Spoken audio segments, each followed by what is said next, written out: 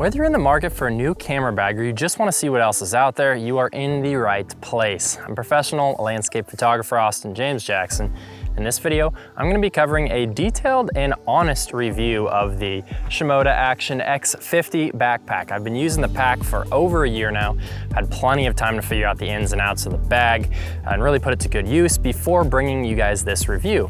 I also want to note the bag that you are seeing on my back right now is the version 1 of the bag, which has since a few months ago been updated to the V2. If you can find a V1 bag on sale for a cheaper price, I'd honestly get it because I don't think the V2 has enough or improved new features to warrant the upgrade. More on the differences between the versions later. First, let's go ahead and start off by talking about who this bag is for.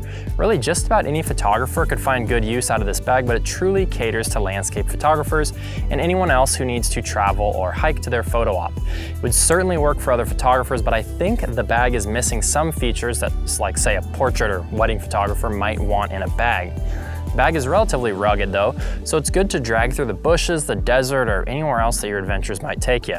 The fabric is relatively thick, I would say, and it has a rip stop should you happen to put a hole in it. I've used mine pretty hard over the last year, and my bag has not really shown any signs of rips or tears, which I'm pretty happy with. When it comes to being rugged, I think the only bag that I've ever seen that has this one beat out is with the f-stop Duradiamond bags, which is what I was using prior to this bag, which leads me to the next point of the bags, which is comfort. I switched to the Shimoda bag because the f-stop bags just simply were not comfortable. The shoulder padding felt like it was cheap, tough foam on the f-stop Duradiamond bag. Upon getting the Shimoda bag, I could instantly feel how much more comfortable it was. It was clear that they put a lot of thought and design into the shoulder straps and the waist strap. I'll show you guys. You can see these shoulder straps are substantially thicker and they're like actually designed, they're not just a straight shot. And additionally there's pockets on them, which we'll talk a little bit more about later. And then the waist belt as well also feels like it has some good design. It clips in the front just like a regular clip. And there's a couple gear loops here for whatever you would need. So I feel like this was really well thought out and the comfort is so much better. When using the f-stop bag, one of the main problems that I had was I couldn't get the waist belt tight enough. I would tighten it as much as I can and it still wouldn't be tight enough. And I want to put a lot of the weight on my waist.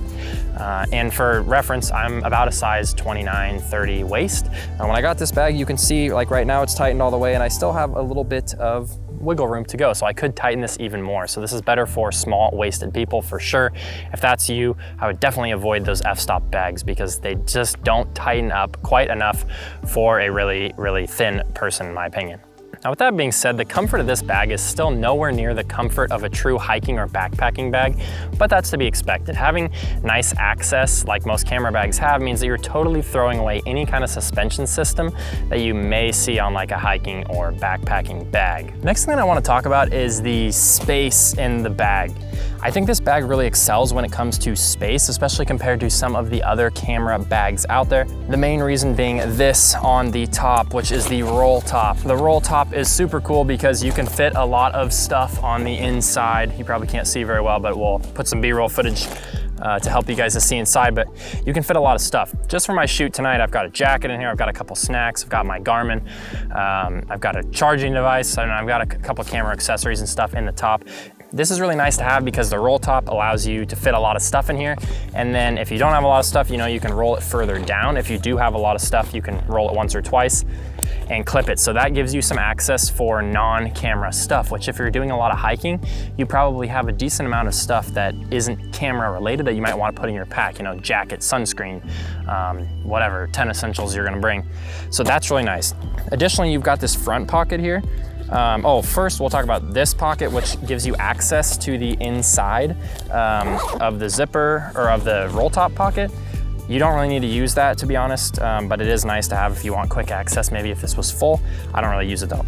Next, we've got this pocket here, and when I open this pocket has a good amount of storage, and it's relatively deep. You can see maybe my hand's all the way at the bottom, so you could fit something that is skinny and long in there.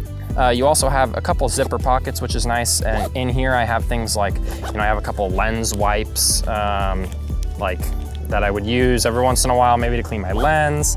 I have some other camera accessories in these little pockets, and then I might have some gloves down in here as well. So I've you can fit a decent amount of stuff in here, and I've really just scratched the surface. You can fit a lot more than what I actually have in there right now, but that is generally just what I have in there. Flip the bag around, you've got the access for your camera, which is nice to have.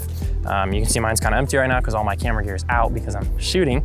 But that brings me really nicely to my next point, which is regarding the size. I've got the 50 liter with the large insert. It's perfect for 2 camera bodies and 1, 2, 3, 4 lenses about. It's what I've got. And I think that most people would find that it will work for them for a couple bodies and a few lenses. If you have less though, I know a lot of you guys out there are probably bringing 1 camera body and 2 or 3 lenses. I would go for a little bit smaller size. But if you are like me, you've got a couple bodies, a couple lenses, and you got some stuff for video and you're trying to do YouTube and stuff like that, the 50 liter is really nice. The 30 liter, you would want the medium ICU in, but otherwise it would be pretty much the same thing. It would just be a little bit smaller. But otherwise you'd have all the same pockets and mostly all the same features. So that is kind of my spiel on size. So one feature I think that isn't good that they advertise a lot that you should be aware of is this side opening, this quick opening. It's one of the features that kind of makes the Shimoda bag special. I don't think that it's good, to be honest with you. And what it is, you've got this side pocket here. You can open this, make sure to unclip this. But essentially what this does is it gives you quick access to your camera. So you can open this and get into your camera. If you were gonna use this, you would probably flip this back so that you could always just open this, grab your camera really quickly.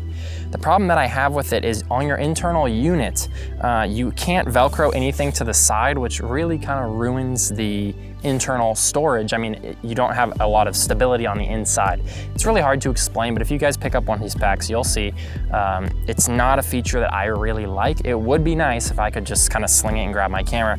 But at the same time, if I have to open one zipper here, I can just open one zipper and get my bag or my camera from the back of the bag. So it would just make more sense to grab it from the back. So this is kind of a strikeout for me.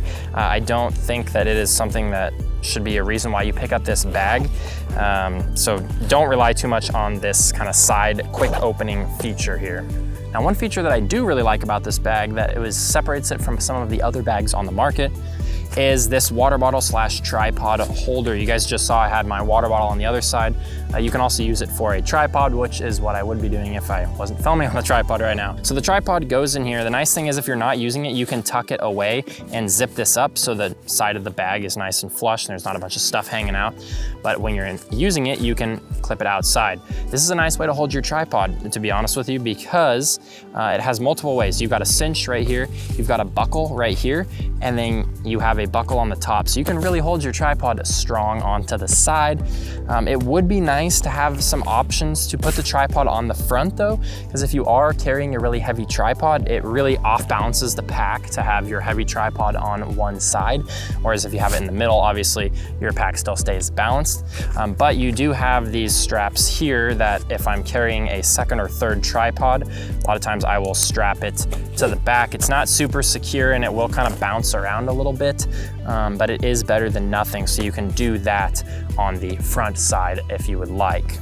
As I mentioned earlier, I did want to talk about the improvements that were made in the V2 version of the pack, which I honestly don't think are significant in my opinion, but it is worth noting for those of you that may be buying one. In the V2 version, you get a rain cover, which comes with the pack, which is nice, but you can easily purchase a $10 rain cover on Amazon if you didn't already have one for the V1.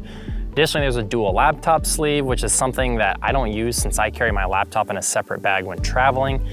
Additionally, there's a concealed Apple AirTag sleeve in the V2 version for those of you with Apple AirTags. You've got side mesh pockets that are now more adjustable, allowing you to easier fit a taller tripod or attach to your hip for water. Size of the phone pocket up here has been increased. The waist belt has been improved, allowing for a better fit on smaller waisted people, though I haven't had an issue personally, but if you have a smaller waist and like a size 28, that might help you. There's now a base handle on the bottom of the pack, which is great for quick pickups and moving the bag when it's on the ground. There's a luggage handle on the bag to pass through a suitcase, which is nice for airplane travel. Finally, there's new colors and sizes. For me, there's nothing really that moves the needle, but if you do travel a lot, you might find the V2 version to be nice. That pretty much covers my honest opinion on the Shimoda Action X backpack series. I think it's a great pack and it's the best photo pack that I've used so far. I like it a lot more than the f-stop packs that I was using before. So if you guys have any questions about the pack, please feel free to leave them down below in the comments. I'll make sure to get back to you. I've been using this thing for a while, so I've got a lot of experience under my belt with it, and it's stood the test of time, which is probably the most important thing. So with that being said, I think I would definitely recommend this bag to you if you're a landscape photographer that likes to hike and travel and wants a little extra space in your pack and wants a pack that's pretty comfy. I think this is a great pack for you. I've included a link down below where you can get it on Amazon, as well as a link to the core unit that I used. I've included a couple different sizes, so if you need different sizes, go ahead and find that down below. Again, thank you guys so much for watching. Please be sure to like and subscribe. It helps me to continue to grow my channel and continue to make these videos for you guys. And with that being said, we will see you guys next time. Have a good one. Bye-bye.